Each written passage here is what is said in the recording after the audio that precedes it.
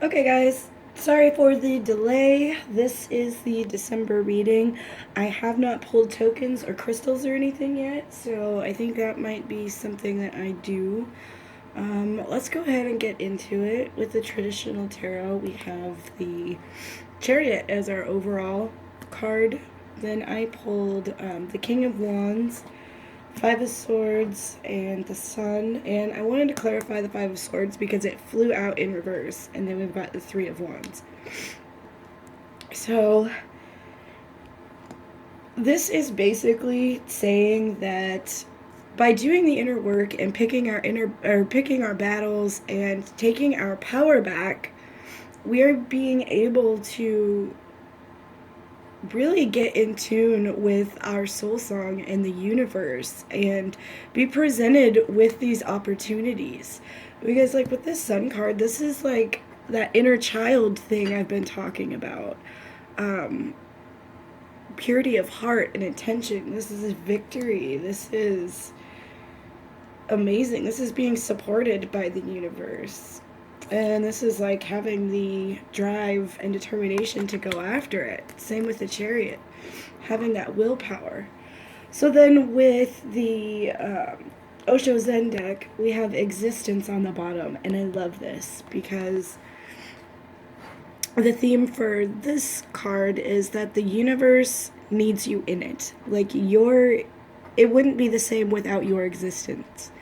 So that really makes me think about, like, wishing on a star, and we're all wanting to, like, know why we're here and, like, our soul purpose coming together. And that's what this reading is summing up here. The cards that came out were past lives, friendliness, and we got laziness, and I wanted to clarify that, and I got receptivity. So this is telling me that we need to be more consistent with having a spiritual practice and connecting with spirit, because we've got turning in above that also. And when I see this past lives thing and the friendliness coming up, this could be like reuniting of our soul tribe. This could be a DNA upgrade because it reminds me of a double helix, and like there's all our ancestors there, you know. So that could be something that's coming together. If we keep on doing this work, like, don't give up, keep going, don't get comfortable in the uncomfortable situations, and really make sure that you're taking that time to connect to spirit or meditate or pray or whatever you do. We've got experiencing. She's hugging a tree, and that is really living in the moment and feeling how beautiful the mundane is. I like that it's fall because up here for the Oracle card we got release. And that's allowing, like, what do we need to let go of? Or what have we let go of? And how can we do it with grace so that we can get on with this new adventure? And then we got grace, the Swan card. And it says appreciate the beauty inside and all around you. And that's really what this card is embodying. She's glowing. Very grateful to have the experience of life. I don't know if you've seen on Facebook or not where they show the fingerprints and the tree ring and how similar that is. We are basically like an extension of Gaia in a way, but we speak with our voices. They don't speak. But I guess we're kind of like houseplants with more complicated emotions. Yet another Facebook thing that's coming in handy here. And then we've got adventure. This really feels like it's tied in with this sun energy here because we've had that inner child. So when we start living from a point of gratitude and knowing that we can manifest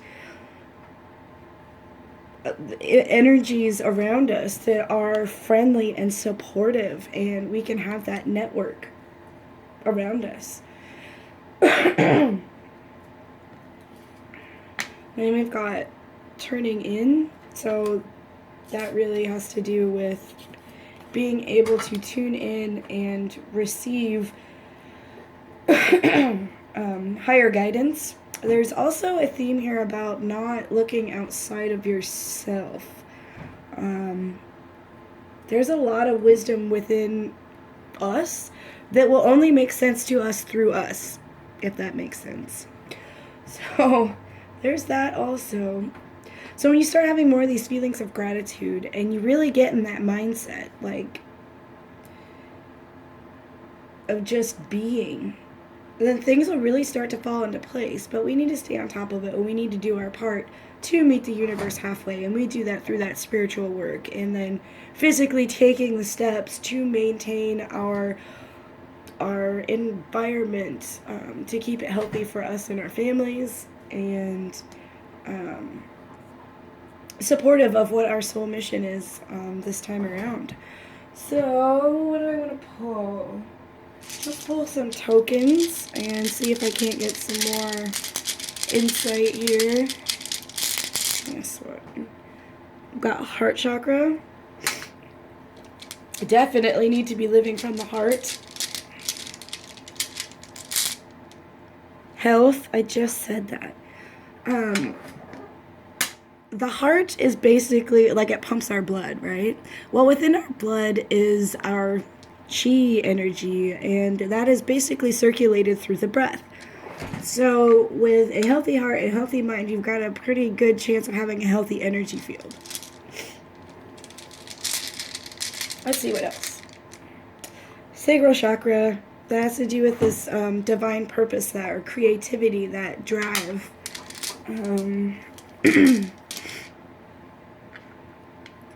What are we truly passionate about?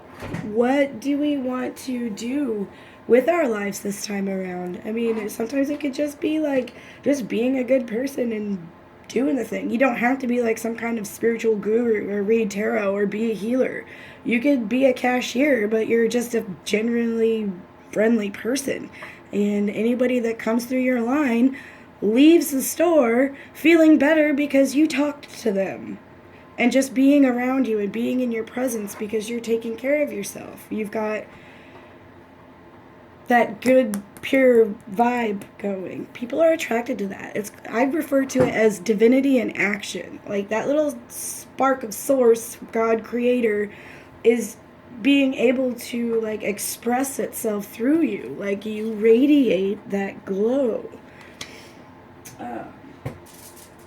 Let's see what crystals want to come out of the pouch today. I'm just keeping this as a general energy thing. I've been trying to make this video for like a week. So, things just keep happening. But I figured better late than never, so...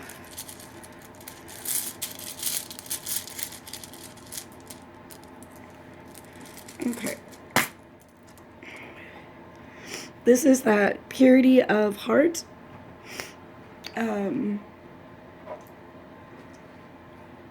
With the intention of placing pure...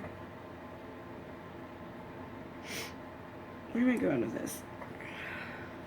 Pure intention. This is abalone. This is a rutilated amethyst, but it's purple and gold, and that reminds me of crown chakra and like crown, third eye, that kind of like spiritual connection. And we've got this interesting little stone here.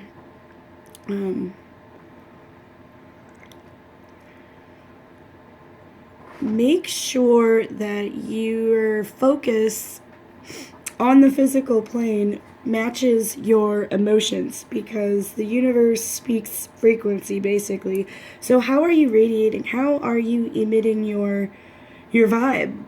Do you glow like this lady who's super happy, or do you kind of have like this tinge around you that's keeping you from being able to be open to these opportunities?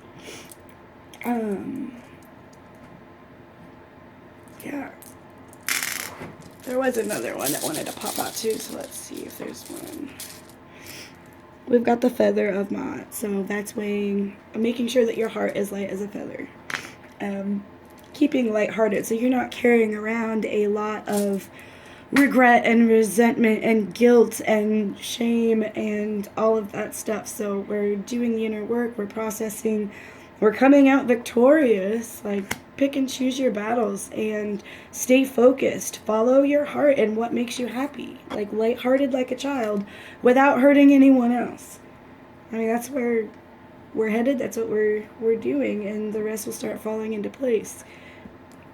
So this is the energy update. I hope you guys enjoyed it. Let me know if it ends up resonating for you.